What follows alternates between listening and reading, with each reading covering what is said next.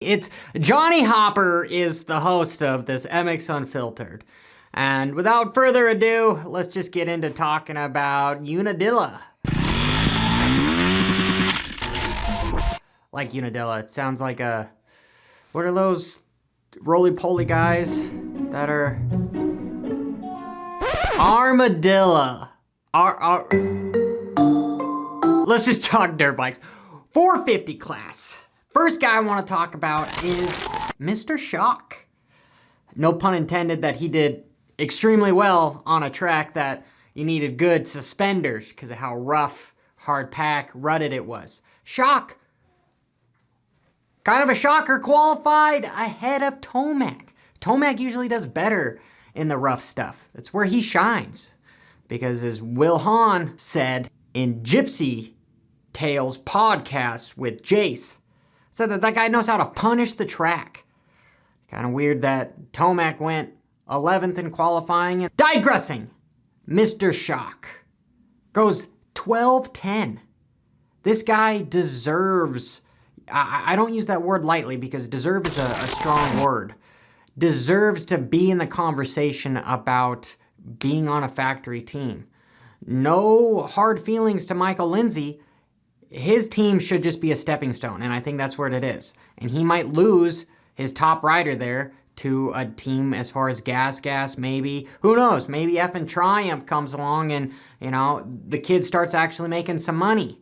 Because, again, going back to Gypsy Tales, because you guys should watch Gypsy Tales, he talks about how he's just sort of doing it for the fun, because he's not really making a whole lot of money, because we know the purse sucks. Interesting. Very interesting. Roczen, over 3/4 of the season is done with.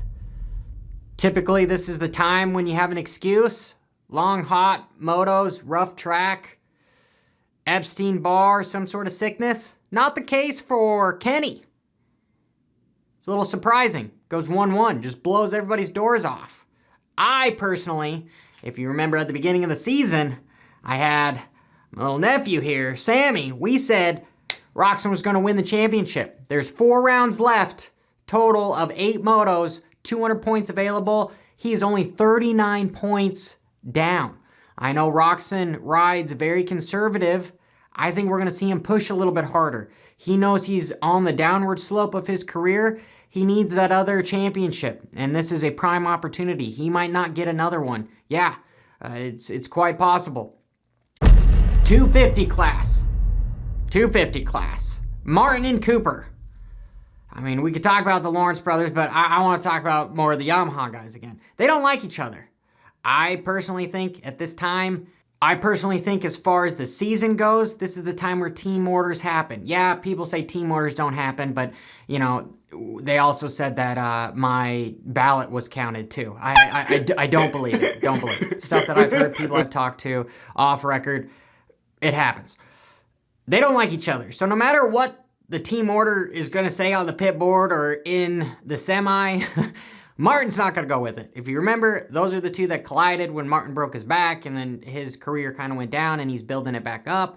I want to see Martin get a 450 ride. This year he's been struggling because of injuries, which sucks. So that's that. If there's team orders going on, they are not obeying or abiding by them. And then now I want to talk about the 2 young guns from Loretta, Kilroy and Kitchen. The standouts in the 250 Pro Sport and 450 classes.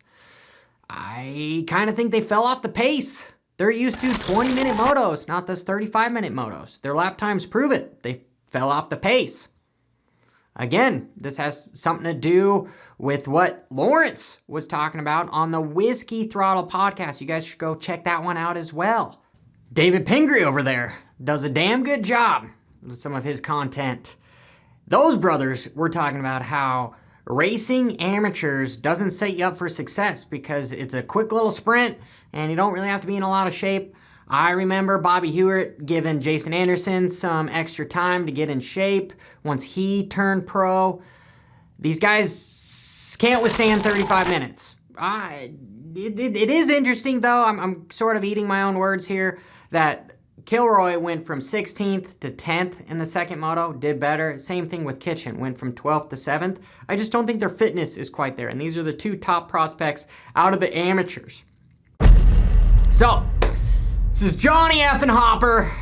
Let me know in the comments below if you disagree or agree. Let's banter.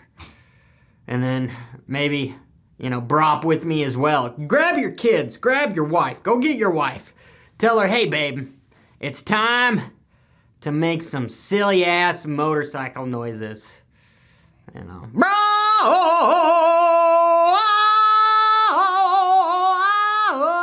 You can start down low.